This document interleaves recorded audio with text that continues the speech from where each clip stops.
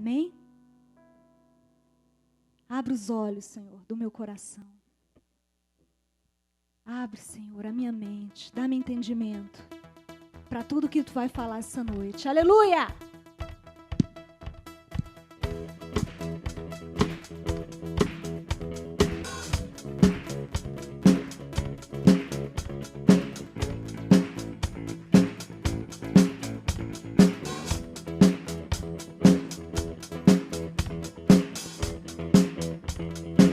Vocês podem vir mais para frente se quiserem.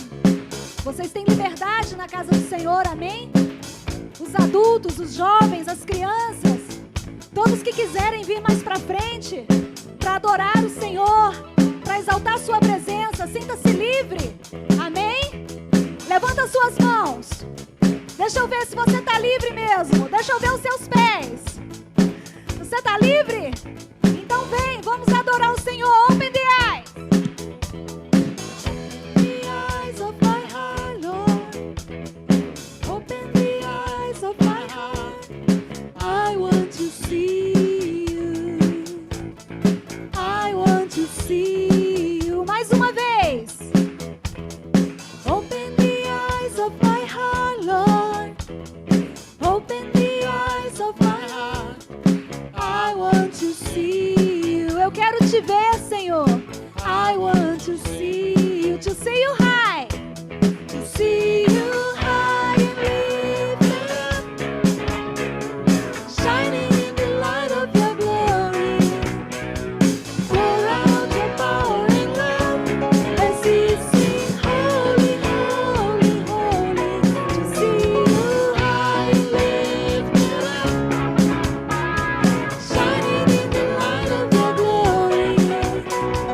Pour out your power and love as we sing, holy, holy, holy. Open the eyes. Open the eyes of my heart, Lord. Fala com Ele, abre, Senhor. Eyes of my heart, I want to see you. I want to see you. Mais uma vez.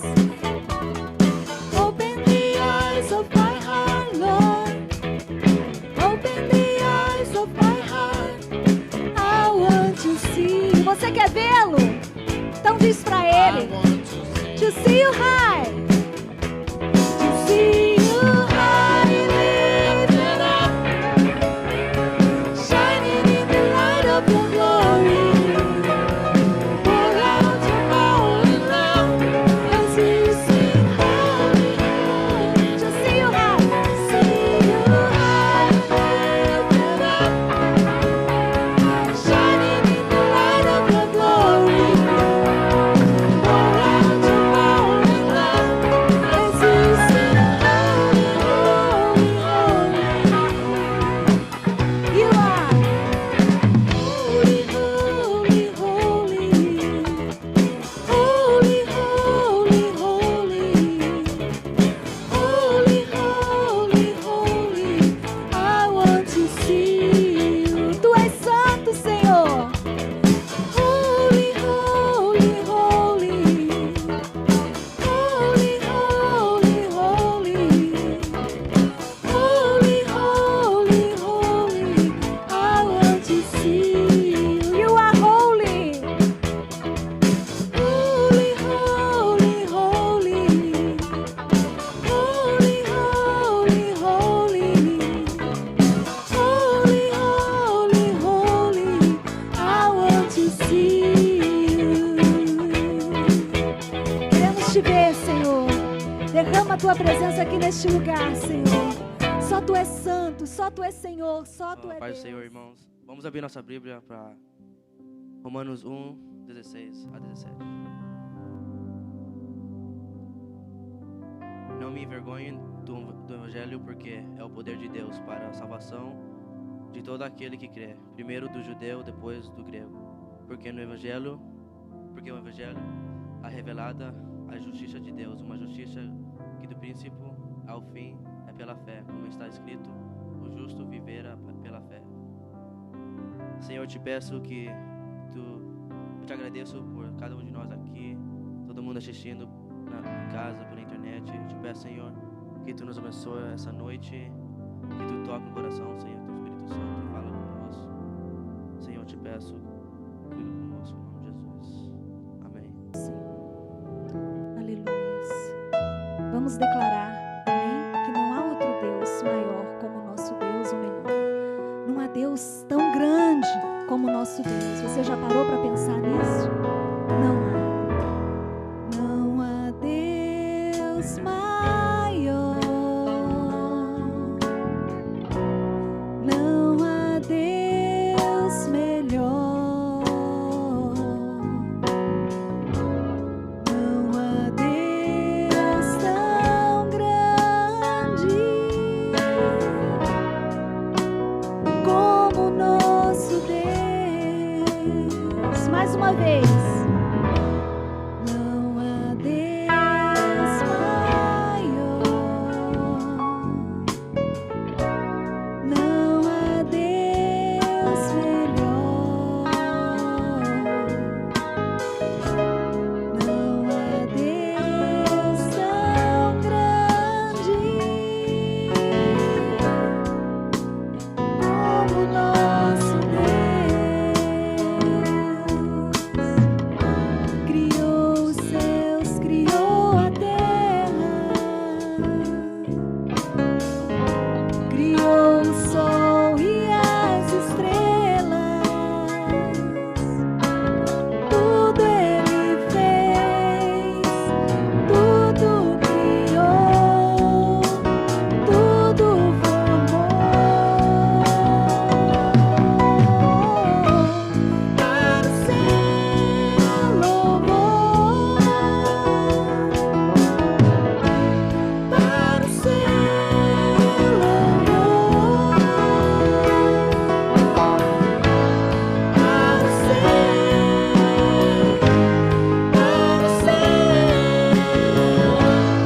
para o louvor. Agora todos juntos, hein? Eu quero ver todo mundo cantando. Deus maior, não há Deus melhor. Deus tão grande como o nosso Deus. Não há Deus maior. Não há Deus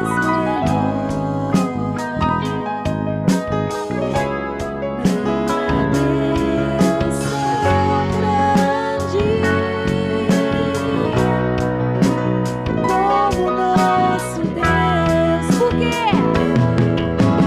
Criou os céus, criou a terra. O que mais que Ele criou? Criou o sol e as estrelas. Tudo Ele fez, tudo criou, tudo formou. Para o seu louvor, para o seu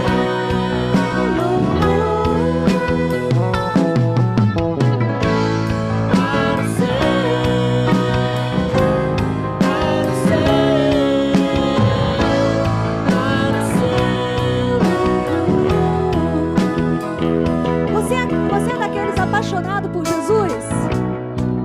Se é, levanta sua mão. Eu quero ver se você é apaixonado por Jesus.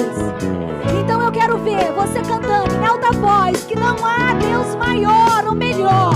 Amém? Vamos lá de novo. Agora eu quero ouvir. Oh, glória a Deus. Vamos lá. Se prepara. Se prepara para adorar o Rei dos Reis. Não há Deus maior. Não há, Senhor. Não há. Não há Deus melhor. Não há Deus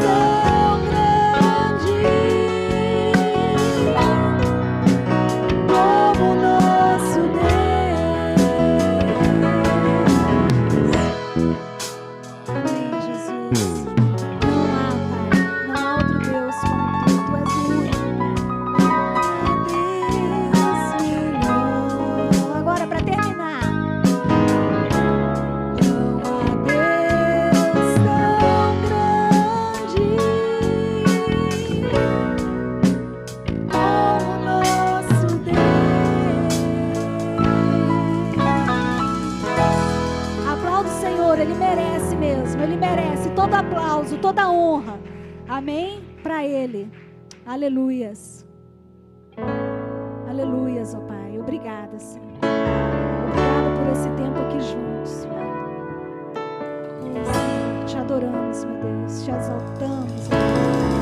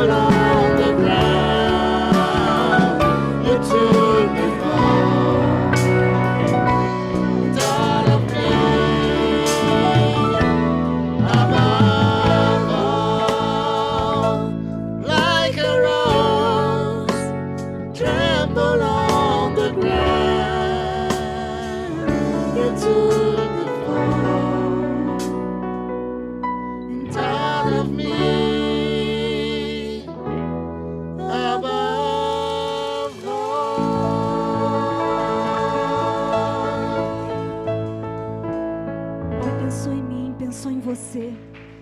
Aleluia. Aleluia, Senhor. Tu és tremendo, Pai. Vem sobre nós esta noite, meu Deus. Senhor, este lugar com a tua presença, Pai. Nós precisamos tanto, Senhor, de ti, ó Pai. Oh, Senhor, precisamos tanto, Senhor, do teu toque, Senhor, nas nossas vidas, do teu perdão, ó Pai, da tua misericórdia, Senhor, como nós precisamos.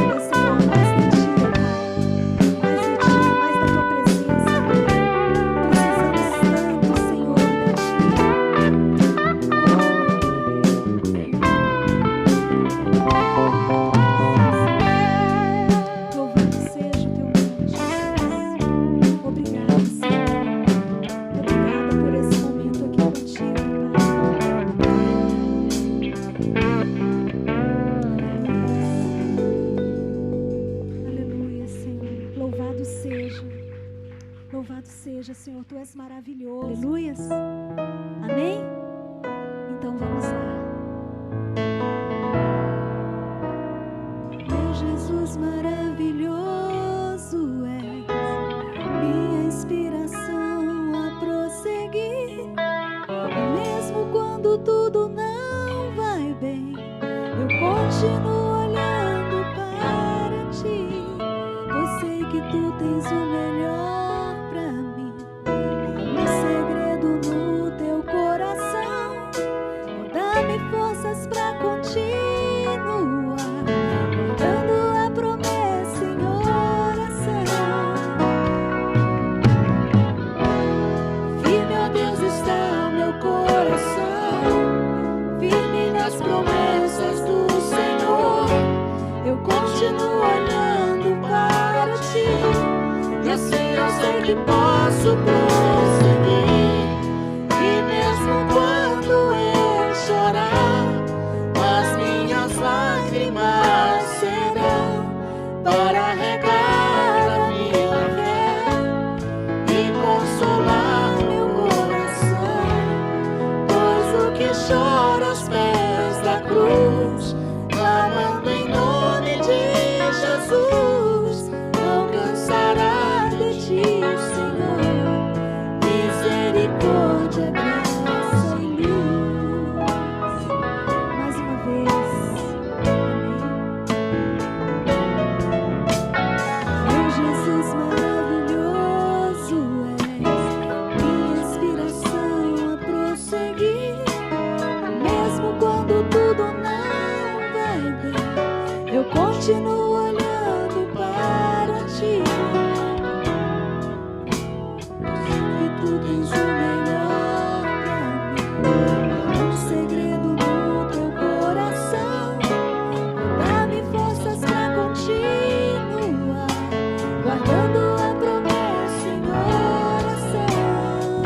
Diz pra ele: firme, ó Deus, está o meu coração, firme nas promessas do Senhor. Eu continuo olhando para ti, e assim eu sei que posso prosseguir.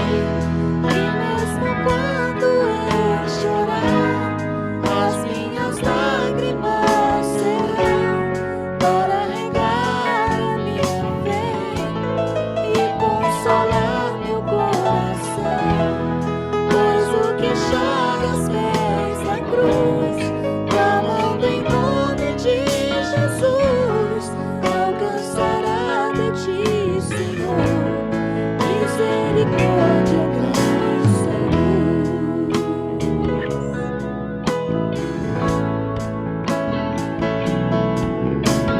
Seu de amor não cessa, eterno não tem fim. Quão grande és tu, Senhor, quão grande és pra mim.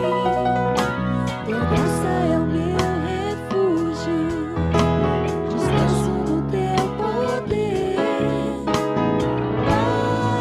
Maravilhoso és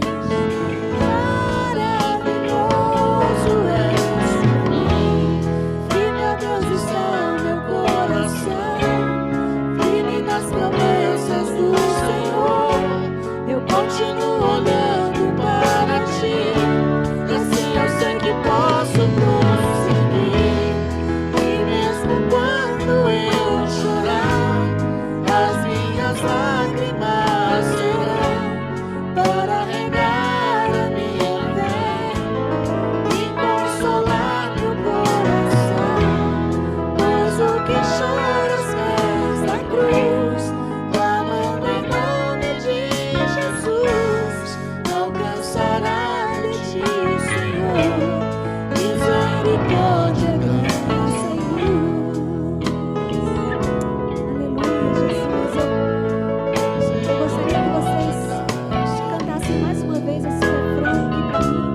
É o mais lindo, que fala do amor do Senhor, que não acaba. Amém. Vamos cantar juntos. Seu grande amor não cessa, eterno não tem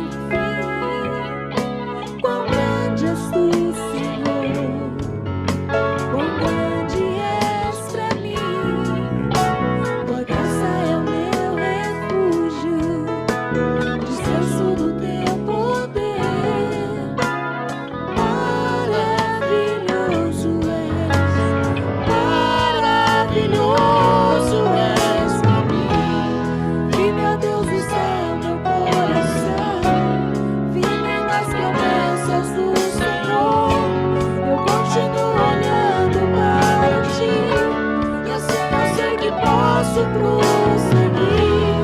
E mesmo quando eu chorar, as minhas lágrimas serão para regar a minha fé e consolar meu coração. Pois o que chora aos pés da cruz, clamando em nome de Jesus, alcançará de ti, Senhor, misericórdia, graça e luz. Misericórdia, graça e luz. Misericórdia, graça e luz. Aleluia, Senhor. Louvado seja. Evangelho de João, capítulo 6.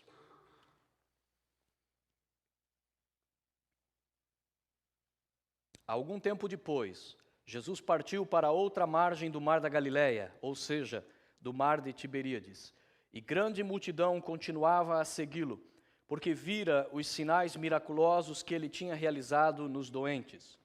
Então subiu ao monte e sentou-se com os seus discípulos. Estava próxima a festa judaica da Páscoa. Levantando os olhos e vendo uma grande multidão que se aproximava, Jesus disse a Felipe: onde compraremos pão para este povo comer? Fez esta pergunta apenas para pô-lo à prova, pois já tinha em mente o que ia fazer. Felipe lhe respondeu: 200 denários não comprariam pão suficiente para que cada um recebesse um pedaço.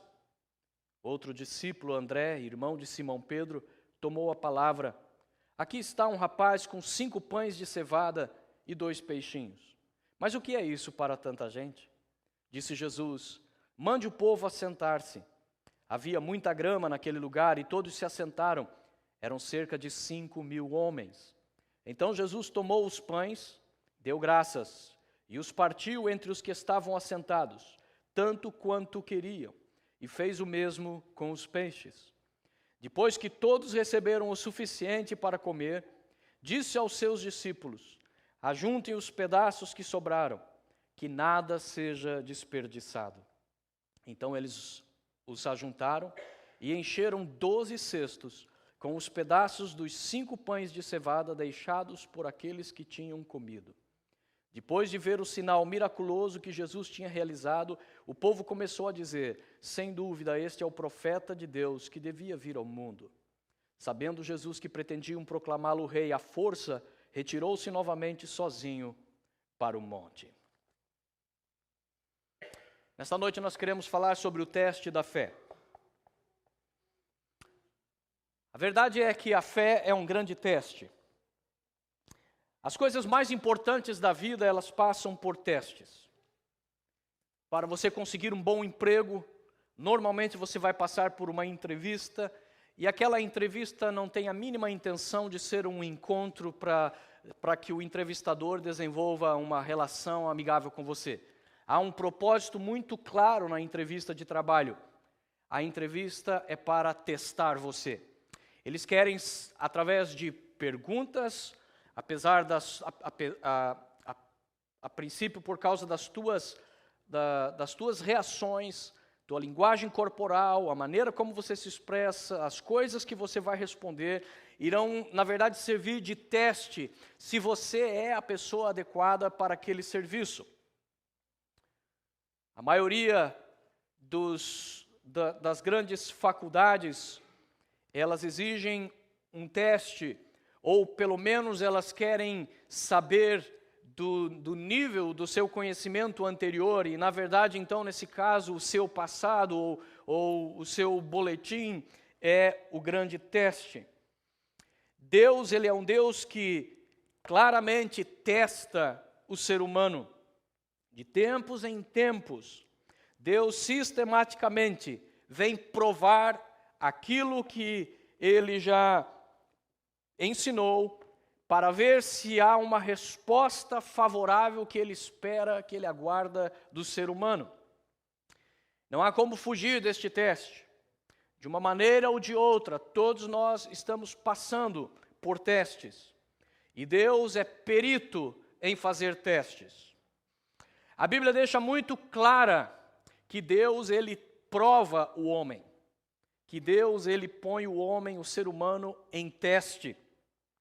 A Bíblia também é muito clara que Deus não tenta o ser humano.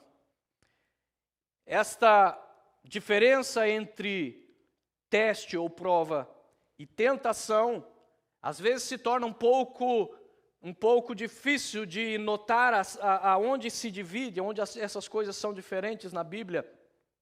Especialmente porque em grego e hebraico, a palavra tentação e provação é basicamente a mesma palavra. É só o contexto que vai definir se aquilo é uma provação ou é uma tentação. A diferença básica entre uma e outra é que o teste, ele visa não desqualificar. A intenção do teste não é derrubar ninguém. A intenção do teste é qualificar. Ou seja, se você conseguir passar no teste, você então será honrado com alguma coisa a mais, com alguma coisa que te elevará além daquilo que você tem vivido até então. Já a tentação, ela é diferente. A tentação é de origem demoníaca. A tentação, ela visa derrubar. A tentação visa ver se você vai cair, se você vai fraquejar. Portanto, a diferença básica do teste e da tentação é que o teste é um procedimento divino para procurar alcançar a aprovação para a tua vida, enquanto que a tentação é diabólica e visa derrubar você. Mas aqui é preciso prestar muita atenção. Deus vai usar os seus testes, mesmo naquilo que é tentação. É preciso entender isso. Quando Satanás tocar a sua vida para trazer uma tentação, Deus não está causando essa tentação. Quem está causando o agente é Satanás. Deus não tenta ninguém. Mas Deus se posta ao lado para ele transformar aquela tentação em uma provação. Ele vai querer ver se você vai reagir favorável a ele ou favorável a Satanás. Observe, por exemplo, como na vida de Jó, Satanás está procurando como destruir alguém, como tocar alguém não para promover, mas para abater. Mas observe como no livro de Jó, Deus deixa muito claro para Satanás que Deus aceita olhar para Jó, mesmo através da ação de Satanás. E ele pergunta ainda para Satanás: de onde você está vindo? Está vindo da terra? Por acaso você tem visto lá o meu bom servo, meu servo fiel, Jó? E nós vamos ver ao longo do livro de Jó que toda a tentação que Jó passa, ela é permitida por Deus. Claramente no livro de Jó fica nítido que esta ação é uma ação demoníaca que está tocando a vida de Jó, mas está tocando porque Deus está permitindo. E Deus está permitindo porque Ele vai transformar aquele momento de tentação num teste. De maneira que os testes, eles podem ser mesmo as coisas mais desagradáveis. Deus pode estar nos testando nestas coisas. Testes são importantes. Abraão foi testado por Deus várias vezes. E um dos testes mais difíceis, um dos testes mais reveladores, é no capítulo 22 de Gênesis, onde Deus chega para Abraão e diz: Abraão, pega o teu filho, o teu único filho, e oferece em sacrifício para mim. Abraão então pega o seu filho Isaque. Nós conhecemos a história. Ele vai junto com o seu servo até o Monte Moriá. Ele pede que o seu servo fique ali com o jumentinho, com as cargas, fique no pé do monte, e ele diz: eu e o meu filho vamos subir e vamos adorar a Deus ali, e depois voltaremos. Só que Abraão sabe muito bem o que ele está indo fazer naquele monte. Ele está indo para sacrificar o seu filho. Ele está para entregar o único filho que ele tem. O único filho que Deus pôde gerar através da esterilidade de Sara. Deus pôde trazer um filho e agora Abraão é pedido que sacrifique esse seu filho. A Bíblia diz que Deus acompanha tudo aquilo. E no momento em que Abraão está para matar o seu filho, Deus o impede. Deus manda ele reter a sua mão. E Deus então providencia ali um carneiro que está preso pelos seus chifres nos galhos. E então aquela é a provisão que Deus trouxe para que o carneiro seja entregue em oferta de sacrifício no lugar de Isaque. Mas é revelador o que Deus fala para Abraão naquele momento. Deus diz assim: agora sei que me temes. Agora eu sei. Porque Deus não sabia antes? O que estava faltando na vida de Abraão para Deus saber? O que estava faltando? Estava faltando o teste. Sem o teste, não tinha como Deus saber. A despeito dele ser o Deus onisciente, a onisciência, ela como que entra em xeque diante do livre-arbítrio. Pois se há livre-arbítrio, significa que tem que haver liberdade real de escolha. E, portanto, Deus está manifestando aqui como mesmo com o seu conhecimento total das coisas, ele depende do teste de Abraão para saber se Abraão o teme completamente. E é somente quando ele vê que Abraão está de fato disposto a entregar o seu filho, é que ele percebe claramente que Abraão verdadeiramente teme ao Senhor. Agora observe que as tentações, ou mesmo as provações, Deus não permite para as nossas vidas, além das nossas forças. Veja o que diz 1 aos Coríntios, capítulo 10.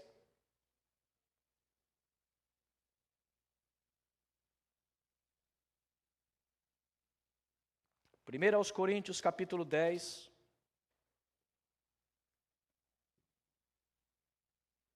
Verso 13.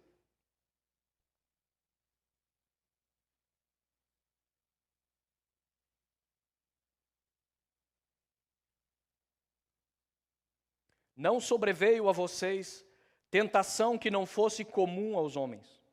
E Deus é fiel. Ele não permitirá que vocês sejam tentados além do que podem suportar. Mas quando forem tentados, Ele mesmo lhes providenciará um escape para que o possam suportar. Ou seja, mesmo nas tentações, Deus está dizendo que Ele está supervisionando todas estas coisas. E Ele não vai permitir uma tentação que seja além das nossas forças.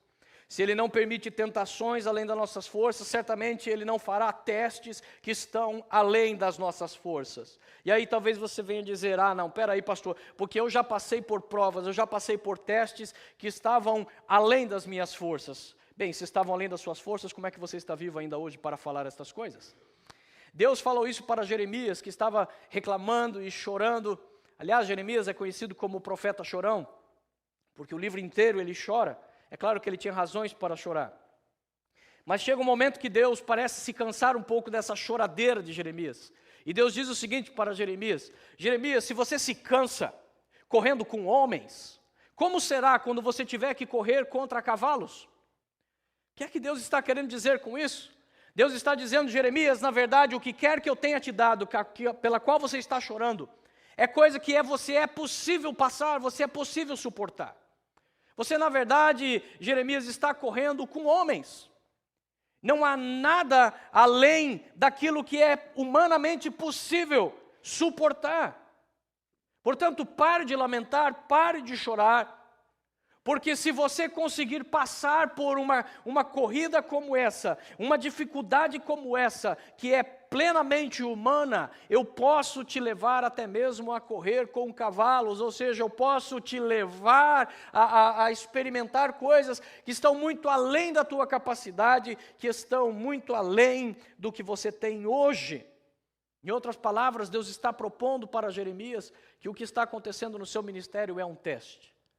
Se você fracassar na corrida com os homens, você vai ter que repetir. O que é que acontece na escola quando nós fracassamos no teste que tem no final do ano?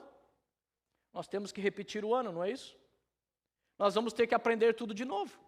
As mesmas matérias, talvez até os mesmos professores, porque o teste deixou claro que nós não estávamos preparados. Agora, o que acontece quando o teste nos aprova? Nós vamos para um nível mais elevado. E era o que Deus estava dizendo para Jeremias. Deus estava dizendo: corra com homens sem reclamar, e eu vou te colocar para correr com cavalos.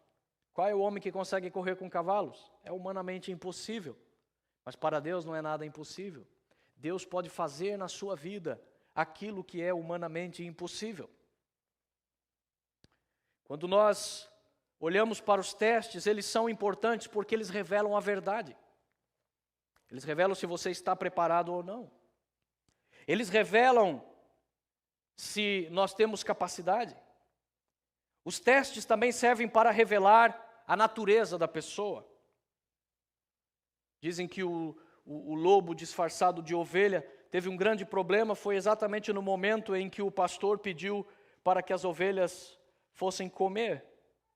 E ali foi a grande decepção do lobo, porque apesar dele estar disfarçado de ovelha, o seu instinto ainda é todo de lobo. Qual é o problema de comer junto com as ovelhas? Porque as ovelhas comem grama e o lobo come ovelha.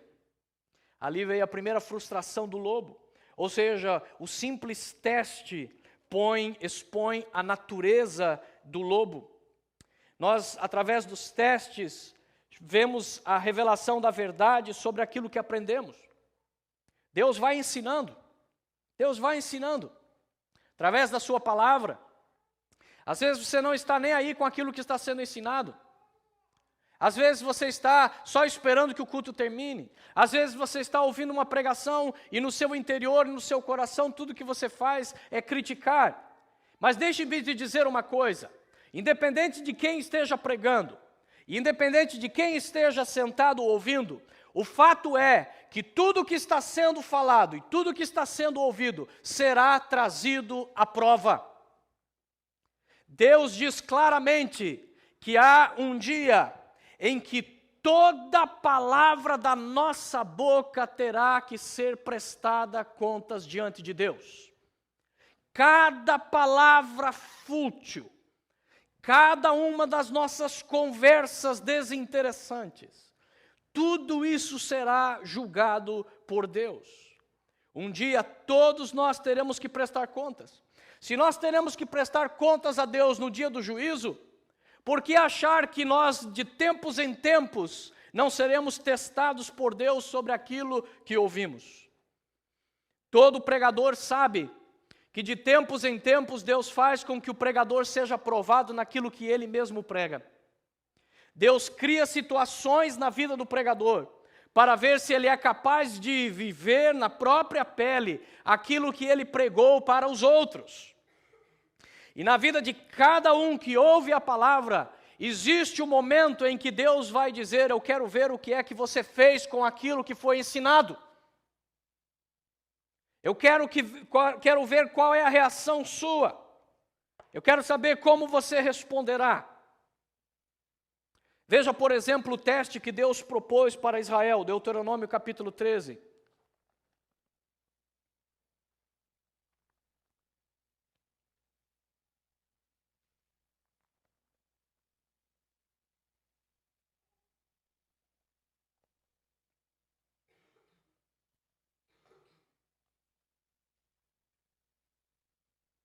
Deuteronômio capítulo 13. Deus está antecipando a Israel algumas das formas com as quais ele testará o seu povo. Se aparecer entre vocês um profeta, ou alguém que faz predições por meio de sonhos, e lhes anunciar um sinal miraculoso ou um prodígio.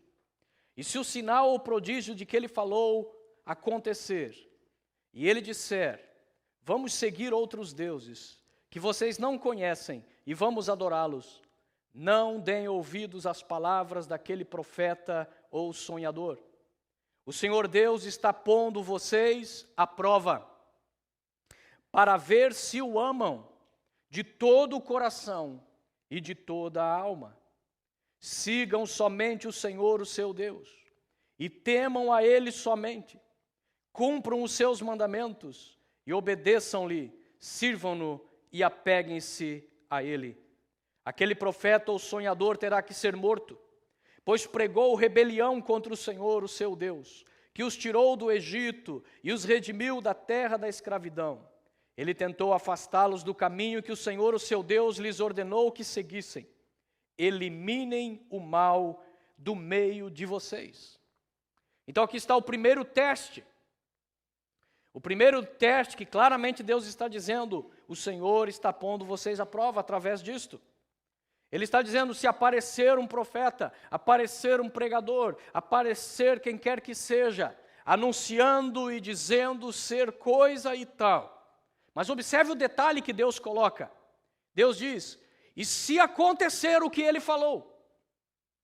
Ou seja, se a pessoa que ele disse que ia ficar curada, ficar curada. Se o milagre que ele disse que ia acontecer, realmente acontecer. Se aquilo que ele predisse realmente acontecer. Observe que Deus não está falando simplesmente de canastrões. Ele não está falando de pessoas que falam, mas nada acontece. Deus está levando o teste a uma condição bem mais difícil. Deus está dizendo, e se acontecer? Você vai ser pego entre aqueles que seguem minha palavra ou seguem os milagres? Você estará entre aqueles que serão seduzidos por sinais e prodígios? Ou você obedecerá o que eu digo? Porque se sinais e prodígios são realizados, mas a palavra daquele que operou os sinais e prodígios for uma palavra contrária ao ensinamento de Deus, significa que não foi Deus que realizou aqueles sinais e prodígios. Porque Deus não seria tolo de assinar embaixo uma mentira, de concordar com um erro que afasta as pessoas dele, colocando um milagre à disposição daquela pessoa. A Bíblia diz que o anticristo, por exemplo, ele vai conseguir fazer coisas prodigiosas. O anticristo vai conseguir fazer cair até mesmo fogo do céu. Ora, no Velho Testamento, quem conseguiu fazer cair fogo do céu foi Elias, o profeta de Deus. Mas a Bíblia está dizendo que o anticristo vai conseguir fazer a mesma coisa. Você seguirá aquela pessoa por questões de resultados visíveis, por questões de coisas que podem ser palpáveis, podem ser facilmente vistas através de estatísticas, ou você vai se guiar pela fé. Porque o livro de Malaquias encerra a mensagem do Velho Testamento mostrando exatamente isso. O justo vai viver pela fé. O justo não vai viver pelos milagres que ele vê, ele não vai viver por números de seguidores, ele não vai viver por autoridade alcançada por determinada pessoa, ele não vai viver por isso, ele vai obedecer à palavra de Deus e vai viver por fé. Viver por fé significa que mesmo eu seguindo a palavra, se eu não ver resultados, ainda assim eu vou crer. Ainda assim eu vou crer na verdade de Deus. Eu posso não ter nada para constatar, mas eu posso crer que Deus é fiel e que se Ele me disse para seguir a sua palavra, os resultados são por sua conta, são por seu risco. Por que você acha que Abraão é chamado de pai da fé? Você sabia que Abraão morreu sem, na verdade, ter visto a esmagadora maioria das promessas que Deus fez para ele? Abraão viu muita pouca coisa daquilo que Deus realmente prometeu para ele se cumprir.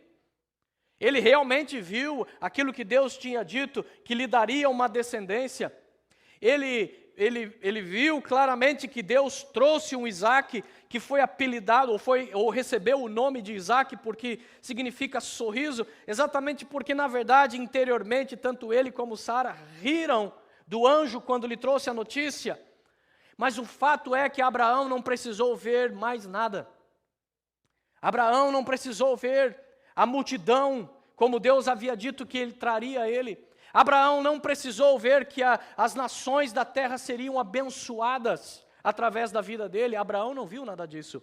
O livro de Hebreus, capítulo 11, nos diz que Abraão morreu saudando de longe as promessas que Deus havia dado para ele. Ele morreu sem tê-las visto. Porque isto é a fé. A fé é você fazer o que deve ser feito, é obedecer ao Senhor, mesmo que alguém seja colocado diante de você com sinais e prodígios, não se iluda, é o que Deus está dizendo. Agora veja o segundo teste que ele propõe ao seu povo. E se o teu próprio irmão, ou filho, ou filha, ou a mulher que você ama, ou o seu amigo mais chegado, secretamente instigá-lo dizendo, vamos adorar outros deuses, deuses que nem você nem os seus antepassados conheceram, deuses dos povos que vivem ao seu redor, quer próximos, quer distantes, de um ao outro lado da terra. Não se deixe convencer, nem ouça o que ele diz, não tenha piedade, nem compaixão dele e não o proteja. Olhe que coisa. Ele está falando agora não se trata de um indivíduo que vem de fora, que vem de longe, fazendo promessas, mas agora é alguém que toca o teu coração, agora é alguém que pode ser da sua própria casa, ou pode ser um amigo muito chegado, e ele chega e secretamente instiga você a adorar um outro Deus. Agora deixe-me te dizer uma coisa, se você está dizendo, eu não me recordo de ninguém que tenha chegado da minha família ou algum amigo e me disse, vamos adorar a outro Deus. Deixe-me te dizer, se você está pensando isso, que os escritores da Bíblia não eram tão ingênuos quanto você ao pensar isto. Porque Deus sabe da natureza humana. Moisés, quando escrevia esse texto, sabia da natureza humana. Por isso ele diz, instigá-los secretamente.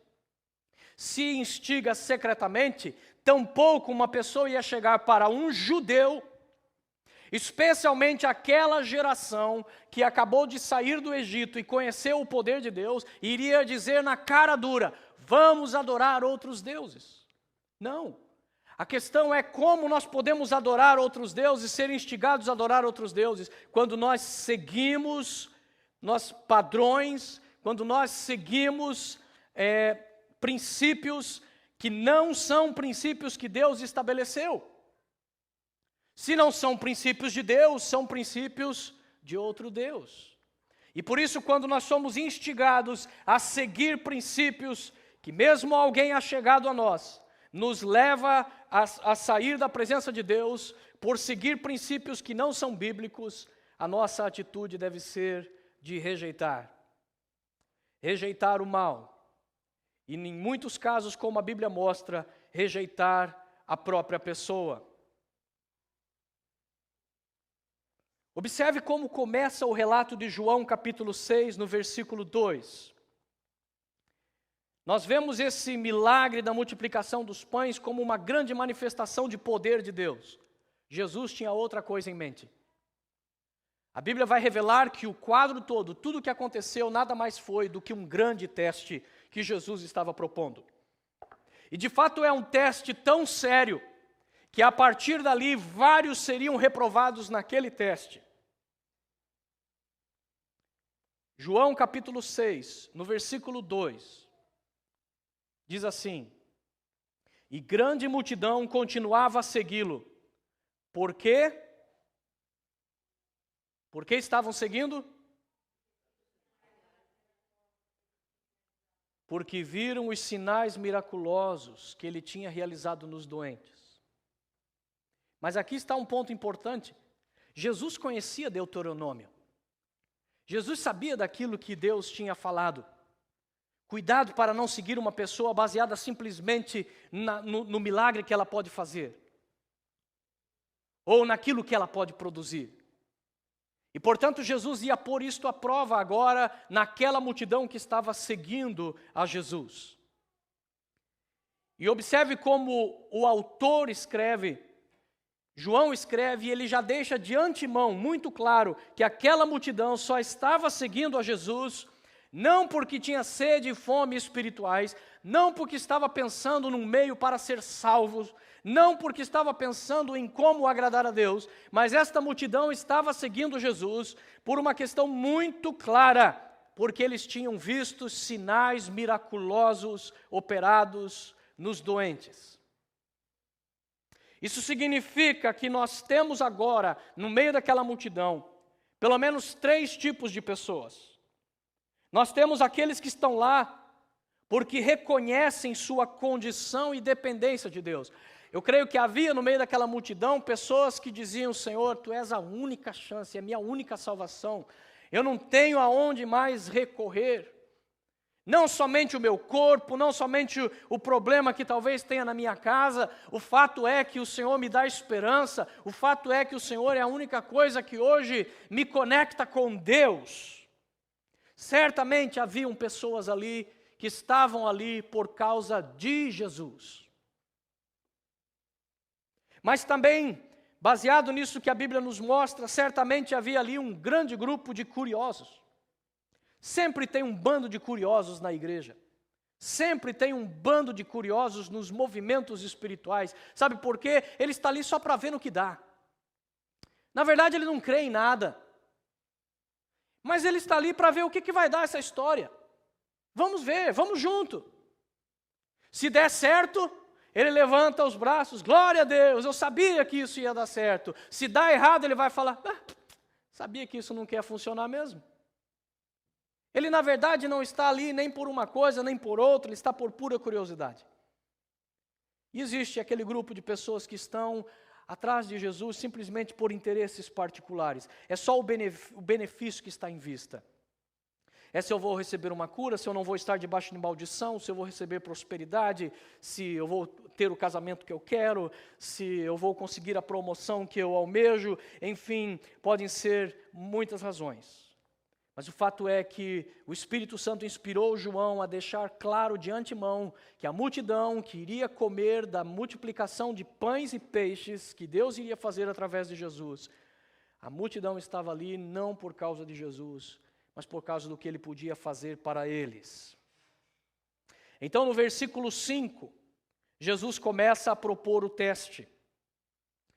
Porque diz que levantando os olhos e vendo uma grande multidão, Jesus disse a Filipe, ele escolhe um dentre os seus 12, e ele diz, aonde compraremos pão para este povo comer? Ele está no meio do deserto, não tem Walmart por lá, não tem nada por perto, não tem uma casa por perto, não tem nada ali.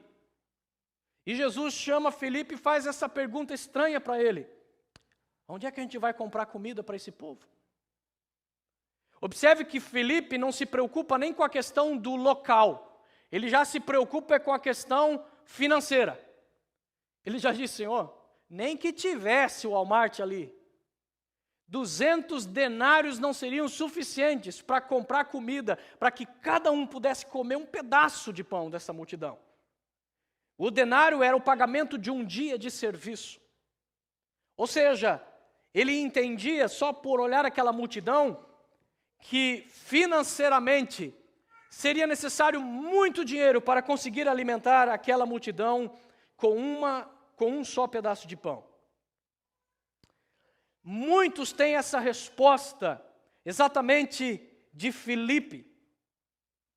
Muitos, eles estão pensando no Evangelho, sua atitude do Evangelho, ela é uma atitude totalmente horizontal. É verdade, ele está na igreja. É verdade, ela faz parte, talvez, do ministério de louvor, ou das pessoas que pregam, ou da secretaria da igreja. Essas pessoas, é verdade, estão envolvidas. Mas o fato é que existem pessoas que sua visão do Evangelho nunca ultrapassa a visão horizontal.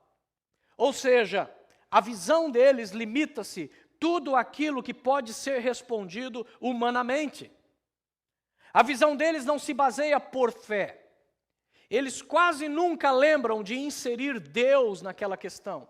O seu pensamento é sempre o de Felipe. Imediatamente vai para o cálculo, imediatamente vão para os números e dizem, não, isso aqui não tem como fazer, Jesus. Essa ideia que te passou pela cabeça, esqueça, não tem como funcionar. Ou seja, em outras palavras, esse tipo de pessoa não vive por fé. Porque o que vive por fé, ele não se baseia nas circunstâncias. O que vive por fé, ele não se baseia por números. O que vive por fé, ele simplesmente obedece. O que vive por fé é como Pedro. Pedro não era nenhum ignorante, Pedro era pescador, talvez quarta, quinta, centésima geração de pescadores na família. Pedro sabia muito bem o que é água. Pedro sabia que ninguém anda sobre água, mas quando ele vê Jesus andando sobre a água, ele diz, Senhor, me permita que eu vá contigo. Porque fé é exatamente isso, irmãos. Fé é você olhar além das circunstâncias, além da realidade, além da dificuldade e dizer, se Jesus pode, através dele eu posso. Se Jesus consegue, então eu posso todas as coisas nele. E eu não preciso ter matéria disponível, eu não preciso ter nada à disposição para continuar crendo que Deus pode fazer. O interessante é que o versículo 6 diz claramente que esta pergunta era para pôr à prova a Felipe. Veja o versículo 6. Fez esta pergunta apenas para pô-lo à prova, porque já tinha em mente o que ia fazer. Ou seja, independente da resposta, Jesus já sabia exatamente o que ia fazer. Jesus sabe exatamente o que vai fazer com a sua vida, Jesus sabe exatamente o que vai fazer com a sua igreja, independente da forma como você vai responder ao Evangelho. Mas o fato é que a forma como respondemos não vai impedir a ação de Deus, mas ela vai limitar o nosso avanço, ela vai impedir o seu avanço pessoal. Porque se você for reprovado no teste, você terá que ser testado em outro teste sobre a mesma questão. De repente é neste momento que entra André. A pergunta não foi para André. A Bíblia diz que a pergunta foi para Filipe, para pôr Filipe à prova. Mas André entra na história. Sabe aquele intrometido que está ouvindo uma conversa, está sempre assim, ó. Daí sem quem ninguém diga nada, a conversa faz curva e a pessoa, mas eu acho que é assim, assim, assado. Ninguém te perguntou, André. Ninguém está falando com você aqui. Mas observe o que André faz. Observe o que André faz. Ele tomou a palavra, diz a Bíblia. Aqui está um rapaz com 5 pães de cevada e 2 peixinhos. Ele se mostra prático. Claramente ele está mostrando fé. Por que ele está mostrando fé? Porque ele ouve Jesus falar isso e ele rapidamente cata um menino ali que tem aquilo que Jesus está pedindo. Pães e peixes para alimentar a multidão. O fato de trazer aquele menino mostra que André tem fé. Mas André agora faz uma pergunta para Jesus. Ele diz, mas o que é isso para tanta gente? Observe que este é o teste da fé. No teste da fé, Deus às vezes nos testa. E no teste da fé, às vezes é a nossa vez de testar a Deus. E é exatamente isso que André está fazendo. André está mostrando ao pegar o menino que tem os pães e os peixes, que ele tem fé para algo muito grande, que provavelmente Jesus tem em mente. Mas agora ele faz o teste com Jesus. Mas, Senhor, o que é que você pode fazer com isso? É tão pouco. É tão pouco para uma multidão tão grande. Ele agora, na verdade, está perguntando para Jesus. Ele está agora jogando a bola de novo para Jesus e dizer, Senhor, agora é você que responde. O que é que pode ser feito com isso, com tão pouco, para tanta gente? Deus se permite ser testado. Em Malaquias capítulo 10, ele diz: me tragam todos os dízimos e ofertas alçadas, e depois disso, façam o quê? Vão para casa dormir e assistir o Fantástico? Faz o quê? Façam prova de mim. Faça prova. Ou seja, entregou o dízimo, e agora, no momento que você vai pagar a conta, está faltando aquele dinheiro. Então Deus diz: faça prova de mim. Pergunte para mim agora o que eu vou fazer. Pergunte para mim agora como é que você vai pagar aquela conta. Pergunte para mim como é que com 10% a menos você vai conseguir dar conta das suas despesas. Deus está dizendo: faça prova de mim. Se você não fizer, você não vai ver. Abraão fez prova de Deus. Quando ele recebe a visita dos anjos, os anjos estão para destruir Sodoma e Gomorra, quando ele lembra que o seu sobrinho Ló está morando lá. Ele tem familiares lá. E então ele começa o teste com Deus. Senhor, porventura, se tivesse 50 justos numa cidade, que o Senhor estivesse assim, só, digamos, falando hipoteticamente para destruir, o Senhor, por acaso, pouparia os 50? E Deus responde para ele: por causa dos 50 justos, eu pouparia. Senhor, deixa eu levar esse teste adiante. Senhor, e se tivesse 20 pessoas, 20 justos numa cidade que o Senhor destruiria, o Senhor pouparia? Sim, Abraão, pouparia. Senhor, e se tivesse por acaso assim, digamos 5, 8 pessoas, o Senhor pouparia? Fala: Abraão, para de conversa fiada e vai de uma vez buscar o Ló. Vai lá de uma vez mandar com que eles saiam de lá. Ele fez prova. Jesus testa André e os outros. Agora é a vez de André testar a Jesus. Aqui está um menino. Mas quão longe nós podemos ir com algo tão pequeno? E o quão longe nós podemos ir com aquilo que Deus pode fazer, somente o milagre de Deus vai revelar. Agora observe no verso 11. A Bíblia diz que trouxeram então os pães e os peixes. Na verdade, houve 2 multiplicações como essas. Muitos pensam que trata-se da mesma. Na primeira vez, Jesus coloca os pães e os peixes num cesto e manda que os discípulos entreguem. Aqui a Bíblia diz que Jesus toma esses pães e os peixes e ele vai partindo o pão e vai entregando. Está com fome, meu filho? Estou com fome, então vou te dar um pedaço grande. E observe que ele vai partindo o pão e o pão nunca vai terminando. Ele vai partindo o peixe e o peixe nunca termina. E é Jesus que está ali entregando a comida de mão em mão, ele está entregando os pedaços para aquela multidão. E o milagre está acontecendo nas mãos de Jesus. E quando eles vêm, o povo todo está comendo, o povo está repetindo. No versículo 11 diz que eles puderam pegar quanto eles queriam. O quanto eles queriam. Tinha o mais guloso, tinha aquele que estava de regime, tinha aquele que estava cuidando com a nutrição, então comia só peixe. Vou comer só peixe porque tem muito carboidrato no pão, então é melhor não, Jesus, vou pegar só o peixe aqui. Mas cada um pôde comer o quanto quis. Porque quando nós nos submetemos ao teste de Deus, Deus permite que nós possamos receber agora a abundância da parte dEle.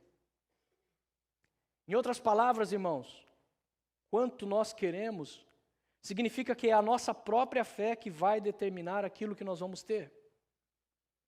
Vou repetir. Se a Bíblia está dizendo que aquelas pessoas puderam pegar do milagre da multiplicação do pão e do peixe o quanto eles quiseram, significava que estava na vontade deles, estava na palavra deles, determinar até quanto aquele milagre se estenderia às suas vidas. É exatamente isso que Jesus fez em outras vezes. Ele olhava para um cego, olhava para um doente, ele pergunta: o que você quer? Ou seja, Jesus joga para aquela pessoa determinar o que ela vai receber. E à medida que a pessoa declara, Jesus diz: seja feita conforme a tua fé. Seja feita conforme aquilo que você está esperando. Eliseu vai na casa da viúva de Sarepta. ela está ali com somente um restinho de farinha, um pouquinho de óleo.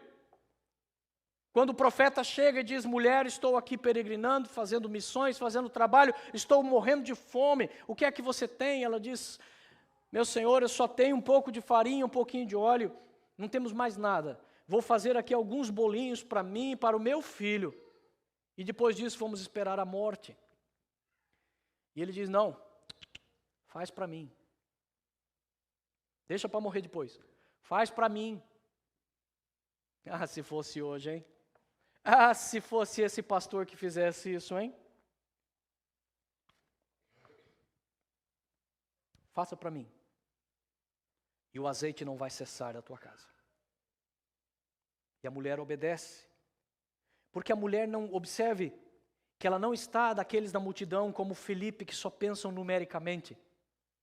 Apesar dela ter constatado o fato de que só existe um punhado de farinha e um pouquinho de azeite, ela esquece aquilo naquele momento. Ela diz: eu não sei o que Deus vai fazer, mas se o profeta está pedindo para eu fazer isso, é isso que eu vou fazer. E então ele come os bolinhos de chuva.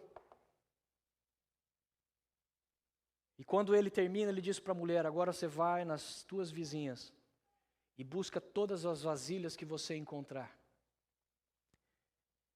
Por que ele estava pedindo para ela ir buscar vasilhas? Porque ele iria começar agora a multiplicar o azeite. Do azeite provavelmente que sobrou da fritura, o azeite já queimado, ele começou a derramar dentro das vasilhas. Quanto óleo aquela mulher recebeu? Quanto óleo ela recebeu? O mesmo tanto de vasilhas que tinha. Ou seja, quem foi que determinou até onde aquele milagre iria? Ela.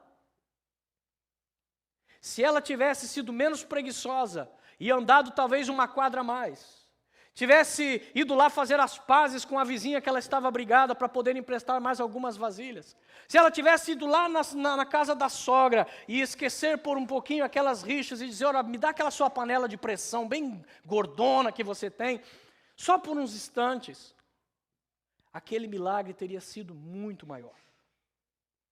Claramente quem determinou a quantia de pães e peixes foram as pessoas que estavam sentadas. Claramente quem determina a bênção sobre a sua vida, meu irmão, é você, de acordo com a forma como você reage aos testes de Deus. Mas o interessante é o que Jesus faz no verso 12. Depois que todos receberam o suficiente para comer, Jesus disse aos seus discípulos: ajunte os pedaços que sobraram, que nada seja desperdiçado. Observe que o milagre ele é feito por um propósito muito claro.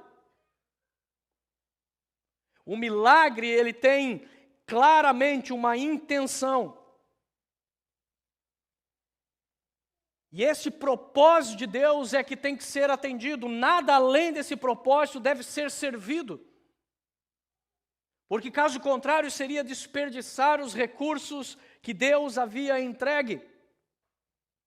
Deus multiplicou pães e peixes para alimentar uma multidão, não para que aqueles pães e peixes agora sujassem o ambiente ou ficassem ali como desperdício. Por isso ele manda os seus discípulos: peguem 12 cestos e recolham tudo o que sobrou. Não vamos desperdiçar absolutamente nada. O propósito de Deus para a sua vida não é para ser desperdiçado. Muitas vezes nós pedimos a Deus um emprego, pedimos um milagre, o emprego vem e o emprego se torna na nossa desculpa para não virmos à igreja. Ah, estou muito cansado, estou chegando muito tarde.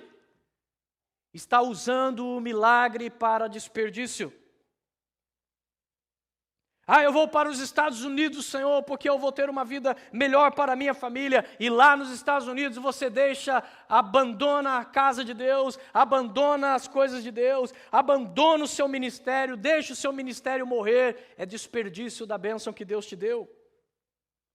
Senhor, eu quero o green card, então o green card vem, e o green card só serve para você passear para todos os lados, mas não para fazer qualquer coisa útil para Deus. Ou então o Senhor me prospere e o Senhor te dá dinheiro, mas aquele dinheiro só serve para a avareza, o consumismo. Olhe para a vida de Elvis Presley, Ray Charles, Donna Summer e tantos outros grandes nomes da música nos Estados Unidos. A esmagadora maioria deles começou dentro de uma igreja. Deus lhes deu uma voz, Deus lhes deu um talento que os fez riquíssimos, mas depois eles usaram isso como desperdício para o mundo e não para glorificar a Deus.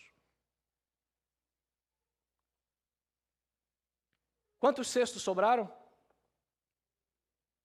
Quantos? 12 cestos. Ninguém tem que ser gênio para entender o que imediatamente passou na cabeça daqueles 12 apóstolos. Quando eles olharam 12 cestos sobrarem, cheios, lotados, era exatamente o número de apóstolos. O que é que você pensaria imediatamente? Isso aqui é para nós. Isso aqui é para nós. Agora eu pergunto, será que alguém naquela multidão comeu um cesto de pães e peixes? Ninguém. Mas agora os discípulos estão recebendo de Jesus o quê? Mais do que a própria multidão que eles serviram. Com isso, Jesus não está dizendo de maneira alguma que missionários, clérigos, pastores têm que ser ricos. Ele próprio, no versículo adiante, ele diz que não aceitou ser feito rei, ele não estava aqui para isso. Mas é claramente ensinado nesta passagem de que Deus cuida dos seus servos e que eles são dignos de receber o que o Senhor está entregando nas suas mãos. Nas palavras do apóstolo Paulo, sejam aqueles que ministram a palavra diante de vocês, considerados dignos de dupla honra. Todos estamos sendo postos à prova. No mesmo capítulo 6, Jesus vai se dirigir à mesma multidão que comeu dos pães. E ele vai dizer, a verdade é que vocês só vieram até mim por causa dos pães e dos peixes. Aquele teste serviu para mostrar que Felipe não pensava como Deus pensa. Aquele teste serviu para mostrar que André estava bem, porque ele conseguia captar as coisas do ponto de vista espiritual de Jesus, mesmo com poucas palavras. Aquele teste serviu para provar para os apóstolos que Deus cuida deles. Quando eles estão olhando para as multidões e se preocupando com o que a multidão vai comer, Deus está dizendo, eu cuidarei de vocês de uma maneira ainda muito maior.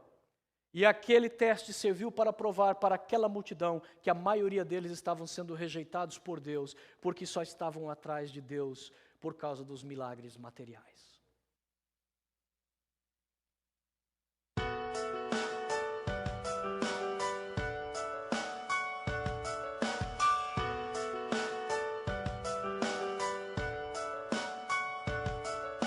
Creation cries out with longing, with groans only you can comprehend, and with wisdom you always answer, and give the words of life so unfailing, and your glory shines all around us.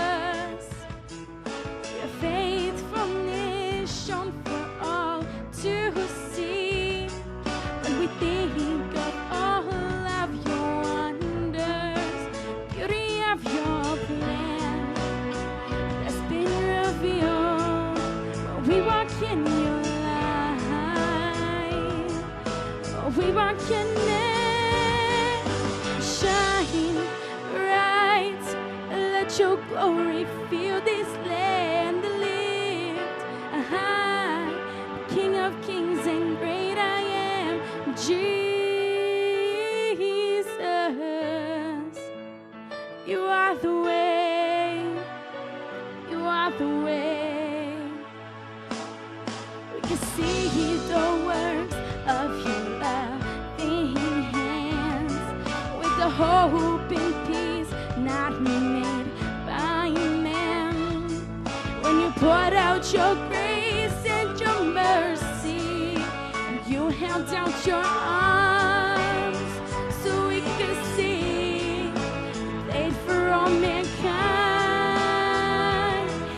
set the captives free. Yeah, shine bright. Let your glory fill this land. Lift high, King of kings and great I am, Jesus.